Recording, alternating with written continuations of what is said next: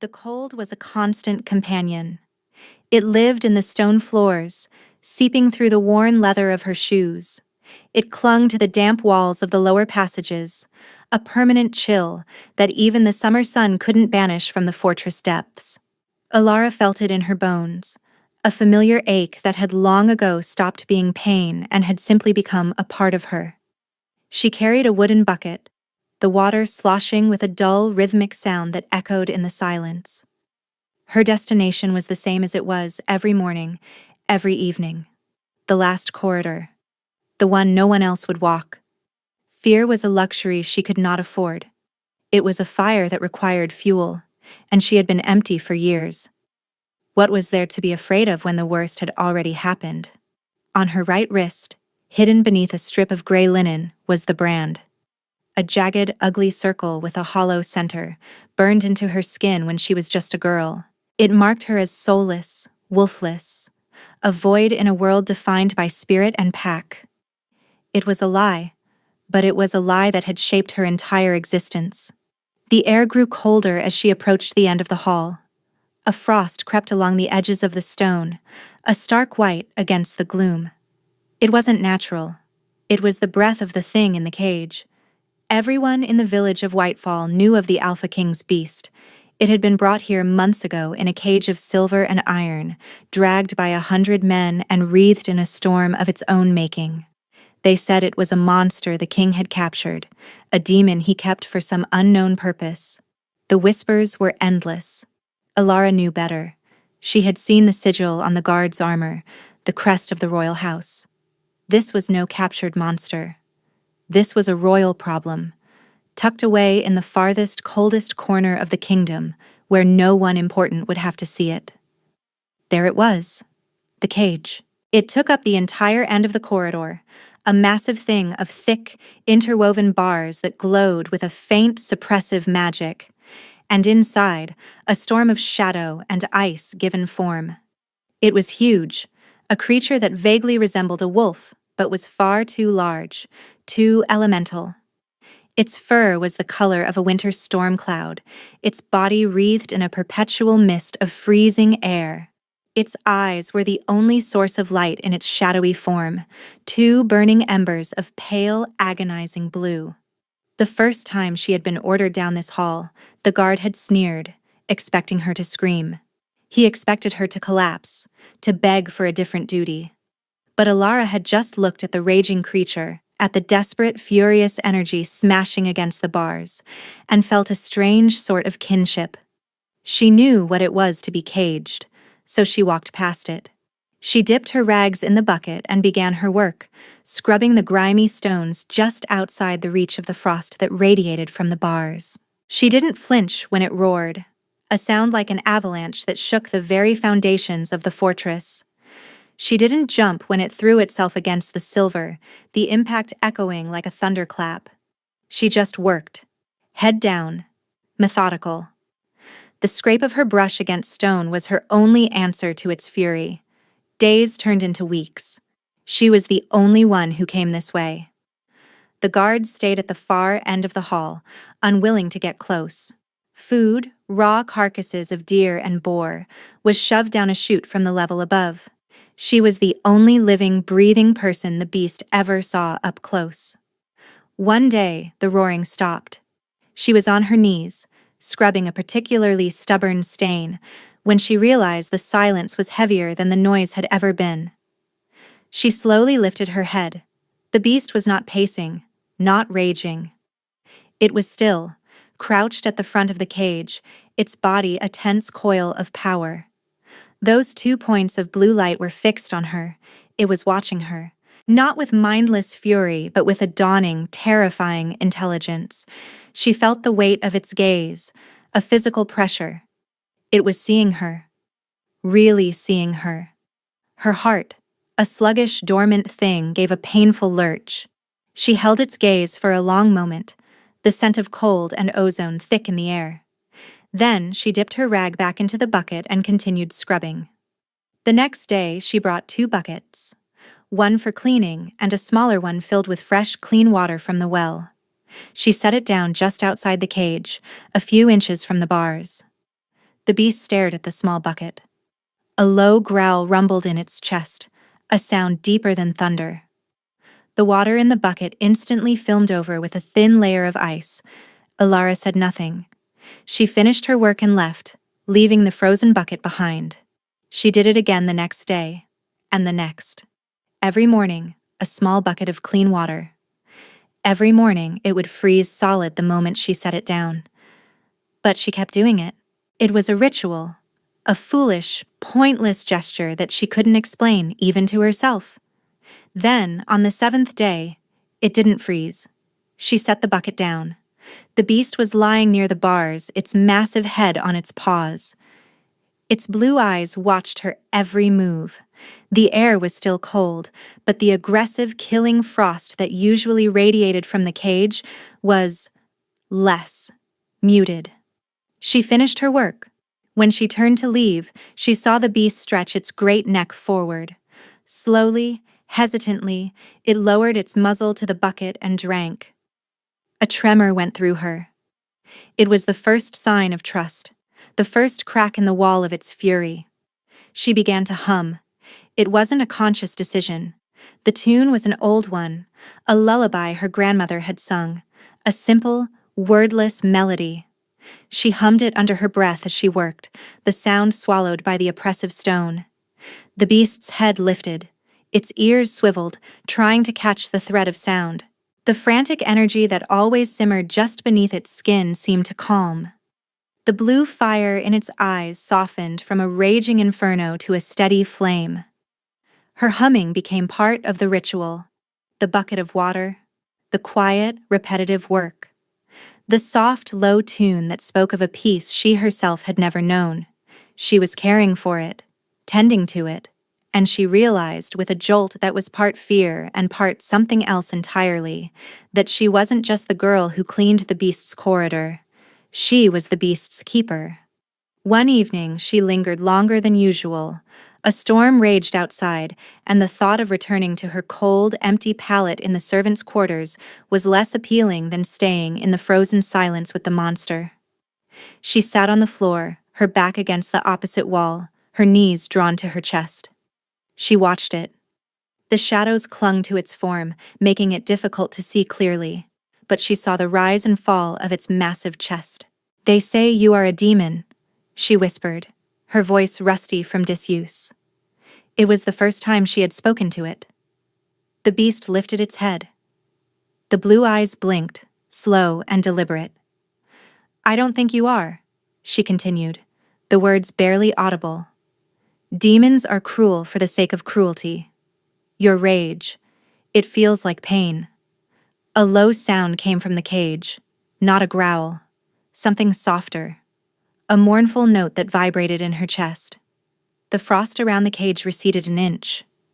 She found herself talking to it every day. Just a few words. Observations about the weather, a complaint about the lumpy porridge.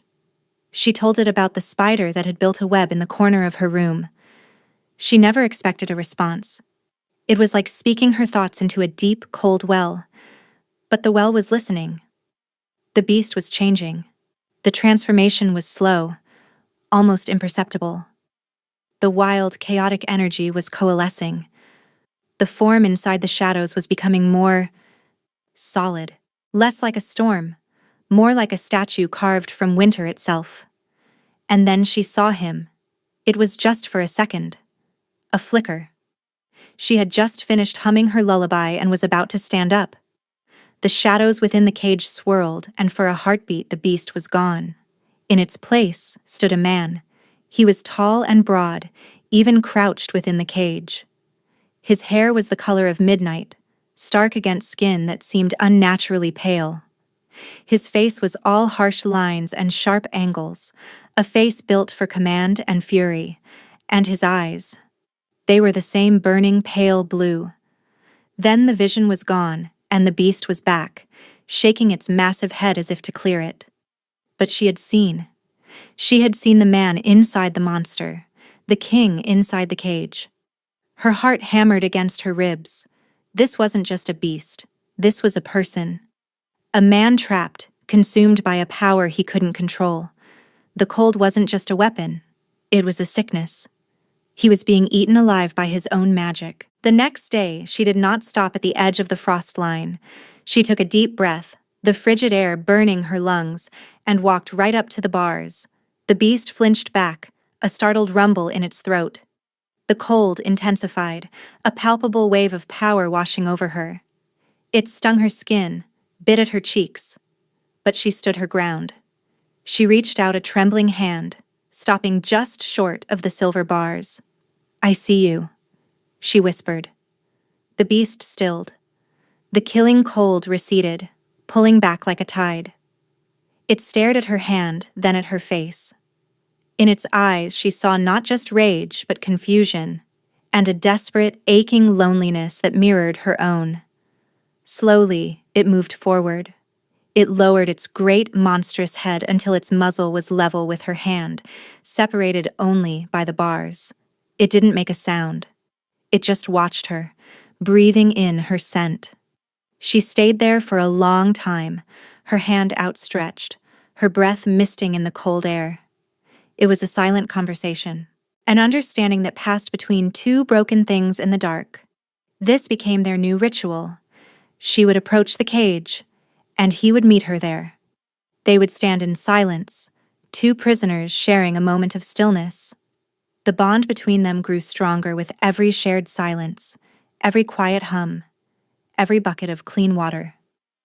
She started to notice more of the man, the way his form would sometimes resolve into the shape of a hand before dissolving back into shadow. The human glint of intelligence that was always in his eyes now. He was fighting. And her presence, her strange lack of fear, was helping him. She felt a flicker of something she had long forgotten. Hope. It was a fragile, terrifying thing. Her world had shrunk to this single corridor, to the cold stones and the caged king. She had a purpose beyond scrubbing floors. She was an anchor for a drowning man. She began to believe that she could help him, that maybe, together, they could find a way to calm the storm inside him for good. But the world outside the corridor had not forgotten her. The arrival was sudden. There was no warning. One day, the fortress was its usual dreary self. The next, it was swarming with figures in immaculate white robes. The Order of the Cleansing Flame, zealots, purists, and leading them, her face a mask of serene piety that didn't quite hide the cruelty in her eyes, was her mother. Ilara felt the blood drain from her face. High Priestess Lyra. It had been 10 years since she had last seen the woman who had held her down, who had pressed the hot brand to her skin and declared her an empty vessel for her own failures. Lyra's eyes found her across the courtyard. There was no recognition, no flicker of maternal instinct, only the cool, assessing gaze of a predator spotting flawed prey. Ilara fled. She ran to the only place she felt safe, the cold corridor.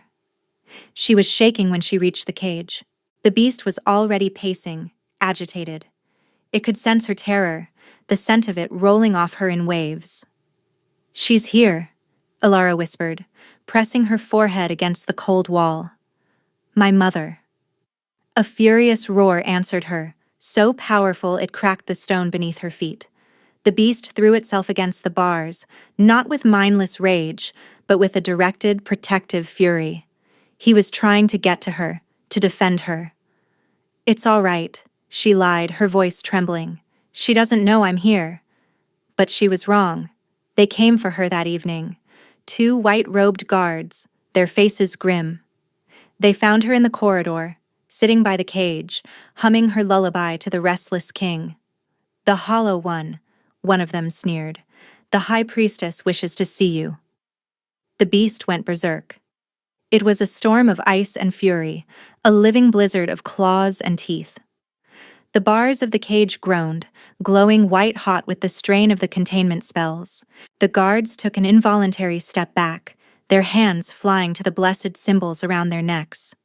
"Come quietly, abomination," the other guard said, his voice tight with fear. "Or we will drag you." Ilara stood slowly. She looked at the beast, at the man inside. She saw his desperate, furious eyes. She gave him a tiny, almost imperceptible shake of her head. "Don't. You'll only hurt yourself." She turned and walked toward the guards. "I will come." As they led her away, she could hear him. He wasn't roaring anymore. It was a howl.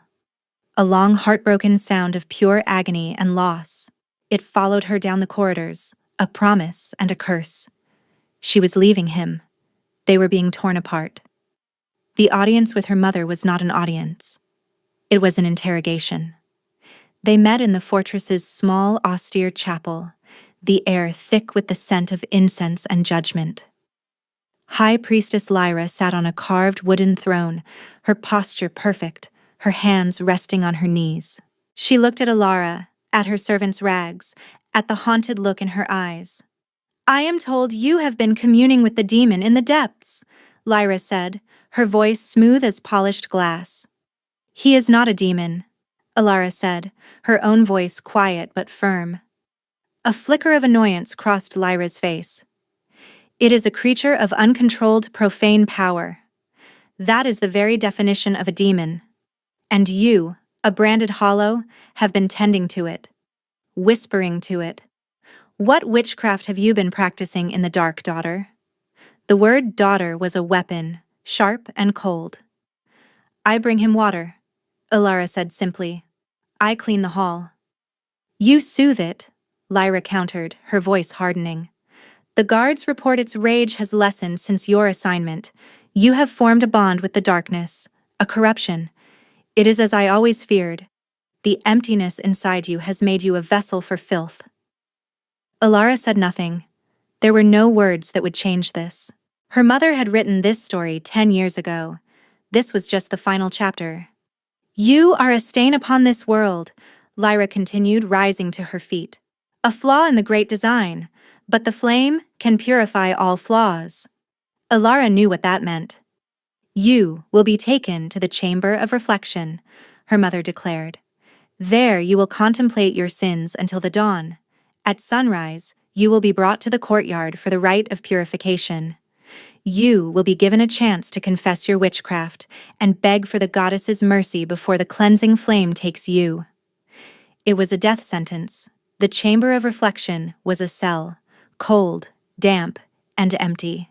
The door was solid oak, bound with iron. There was no window. For the first time in a long time, Alara was truly, utterly alone.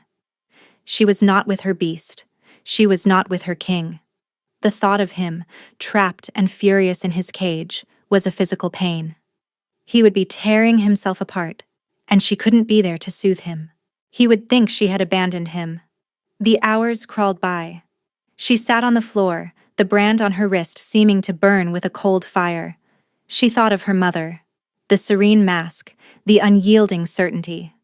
Lyra truly believed she was doing good. She believed she was cleansing the world of a blight, of her own daughter. A strange calm settled over Alara. She had spent her life running from this moment, from the finality of her mother's judgment. Now that it was here, it was almost a relief. The long, tired struggle was over. She would die at sunrise. Miles away, in the frozen corridor, a king was fighting a war. Kaelin felt her ripped from him. The sudden absence of her presence was a physical blow, more violent than any sword. The quiet warmth that had been slowly pushing back the ice in his soul vanished, and the blizzard returned with a vengeance. He threw himself against the bars again and again, his roars of fury shaking the mountain.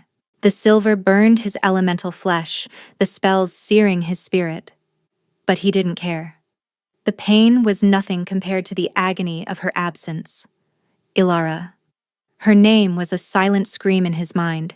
He could feel her fear, her despair, echoing through the fragile bond they had forged. They were taking her. They were going to hurt her. The beast, the curse, the winter in his soul, wanted only destruction. It wanted to break free and bury the entire fortress in a glacier, to freeze the world until it found her again.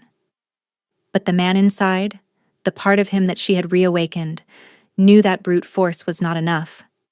The cage was too strong. He had to fight the storm. not with fury, but with focus.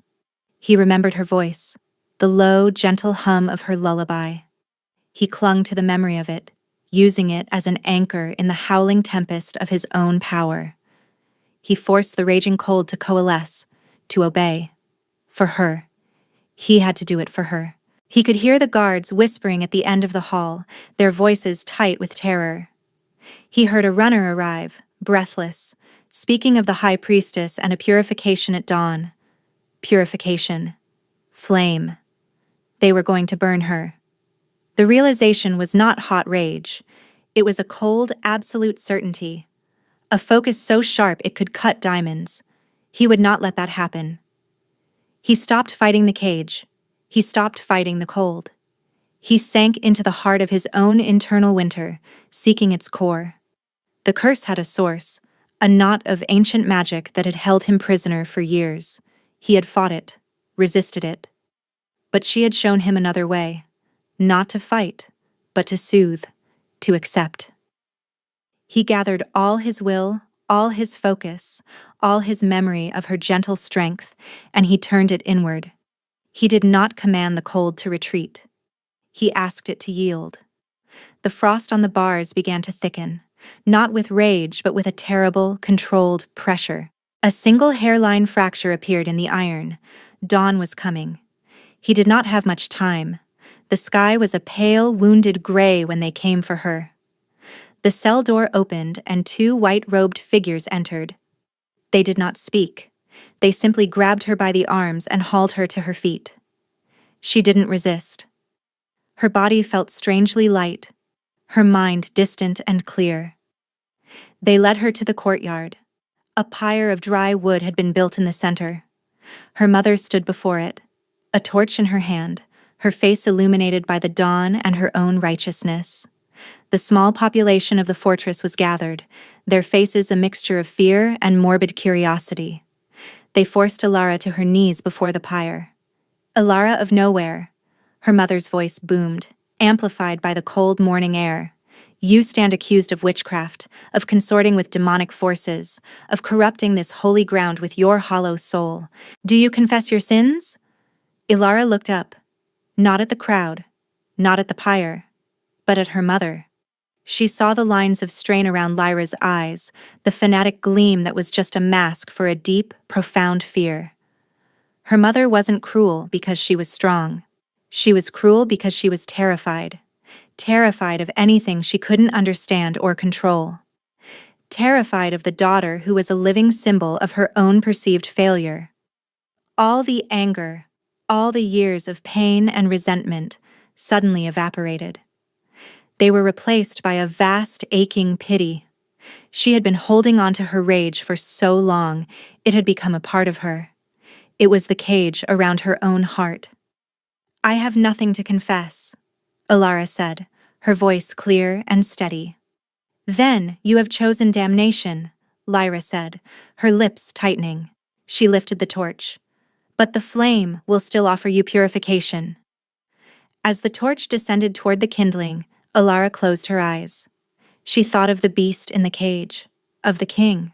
She sent her thoughts to him, a silent farewell.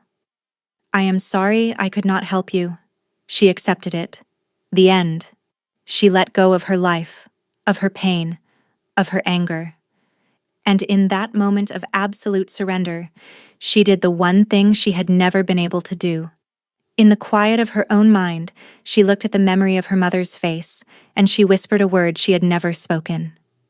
I forgive you. The rage that had suppressed her true nature for a decade shattered. It wasn't a violent explosion, it was a release, a dam breaking. A power she never knew she possessed, a force tied not to a wolf or a spirit, but to the very essence of sound, surged through her. She opened her mouth, but it was not a scream that came out. It was a single, perfect note. The sound was not loud, but it resonated in the very stone of the courtyard, in the bones of every person present.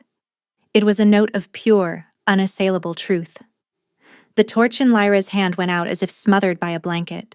The ropes binding Ilara's wrists turned to dust. The air shimmered, and the oppressive, judgmental atmosphere in the courtyard simply ceased to be. Everyone stared, stunned into silence. Her mother's face was a mask of disbelief and horror. The power she felt was not demonic. It was serene, absolute. A deep, resonant crack echoed from the fortress depths, followed by another, and then the sound of 1,000 tons of ice shattering. A wave of intense cold washed through the courtyard, making everyone gasp. It was not the chaotic cold of the beast. It was focused, controlled, and utterly furious. He appeared at the entrance to the courtyard, and the world held its breath. He was no longer the beast. He was the king. Kalen stood tall, his broad shoulders cloaked in a mantle of shifting frost. His black hair was wild, his pale skin seemed to absorb the morning light. His eyes, those same pale blue flames, were fixed on Alara. He saw her on her knees, unbound, a strange aura of quiet power around her. He saw her, and he knew she was not broken. She was magnificent. He ignored everyone else, the white-robed zealots, the terrified villagers, the woman with the extinguished torch. He walked across the courtyard, his every step leaving a tracery of frost on the stones. He walked directly to her. He knelt before her, just as she had knelt. He reached out a hand, his fingers long and cold, and gently brushed a strand of hair from her face. His touch did not burn with cold. It was just cool, solid, real. "They told me your name was Alara," he said, his voice a low rumble, like the grinding of glaciers. It was the first time she had heard him speak as a man. It was the voice she had imagined in the dark. She could only nod, her throat tight with unshed tears. His gaze flickered to the brand on her wrist, now fully exposed. With a single finger, he traced the ugly, hollow circle. A film of frost covered it, and when it faded, the scar was gone. The skin was smooth and unblemished, as if it had never been burned. "They lied about you," he stated, his eyes lifting to meet hers. "There is nothing hollow in you. You are the fullest soul I have ever known." Lyra finally found her voice. "Your Majesty, this is a trick. She is a witch, an abomination. She must be purged." Kalen did not even look at her. His entire world was the woman kneeling before him. "I was addressing my future queen," he said, his voice dropping but carrying across the courtyard with absolute authority. "Anyone who objects can take their concerns to my dungeons." Silence. Utter, terrified silence. He helped Alara to her feet. She was trembling now, the shock and the aftermath of her power's release washing over her. He steadied her, his large hands gentle on her arms. "You saved me," she whispered, finding her voice. A flicker of something, regret, pain, crossed his face. "I was trapped. I almost failed you. It was you. I felt you. You broke your own chains. We broke them together," she said. And she knew it was the truth. Her forgiveness had unlocked her power. Her power had echoed to him, giving him the final focus he needed to break his own prison. They had saved each other. He looked at her, and the centuries of loneliness, of pain from the cold that consumed him, were visible in his eyes. But now, there was something else there too. Awe, and a deep, profound tenderness that shattered her completely. "I have been a beast for a very long time, Alara," he said, his voice soft, for her alone. "Lost in a storm. You walked into that storm without flinching. You gave me water. You gave me your voice. You gave me a reason to fight my way back." Tears finally streamed down her face. Tears of relief, of grief for the girl she had been, of hope for the woman she was becoming. "I love you," he said. The words were not a passionate declaration. They were a simple, undeniable statement of fact, like saying the sky is blue or stone is hard. "I think I have from the first day you looked at my monster and were not afraid." She leaned into him, her head resting against his chest. She could feel the chill of his body, but beneath it, for the first time, she could feel the slow, steady beat of a human heart. "Does it hurt?" she whispered, thinking of the cold, the curse. Not anymore, he answered, his arms closing around her, holding her, as if she were the most precious thing in the world. The world could wait. Her mother, the zealots, the kingdom. For now there was only this. The reunion. The quiet certainty of his arms, the end of the long winter and the first, fragile warmth of a new day. 3 months later, the capital was a different place. The chill that had always seemed to emanate from the royal palace, a reflection of its king's affliction, had receded. Sunlight streamed through windows that had long been frosted over. Laughter could be heard in the halls. Alara stood on a balcony overlooking the city. A fine gown of deep blue wool replaced her servant's rags, but she still felt most comfortable in simple clothes. The weight of being a queen, or a queen-to-be, was heavier than any bucket she had ever carried. Kalen came to stand behind her, his presence a familiar comfort. He wrapped his arms around her waist, pulling her back against his chest. His body was still cool to the touch, but it was a pleasant coolness now, like the shaded side of a stone on a hot day. Her power, her voice, acted as a balance to his. When she was near, the blizzard in his soul was calm. "What are you thinking about?" he asked, his voice a low murmur against her ear.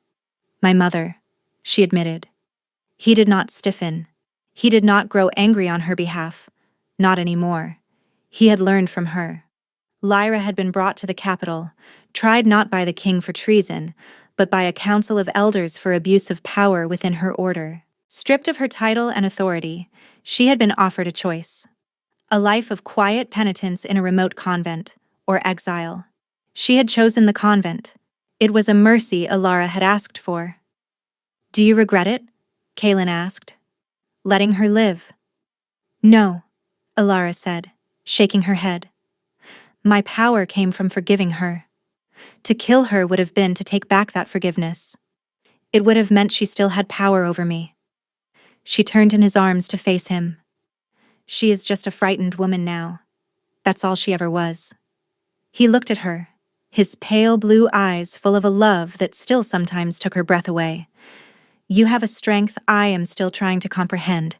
You heal everything you touch." "Not everything," she said, placing a hand over his heart. "This, we heal together." He captured her hand, raising it to his lips and kissing her knuckles. Forever. Her brand was gone, her past was forgiven, and her future was here, standing before her. The world had called her hollow, an empty vessel. But this man, this king who had been a beast, had looked inside and seen not a void, but a song. She had spent her life being told she was nothing. But in the darkest, coldest place, she had found the one soul in the world who saw her as everything, and in saving him, she had finally, truly saved herself. She had a home, she had a pack, she belonged. And the cold, she realized with a small, secret smile, no longer bothered her at all.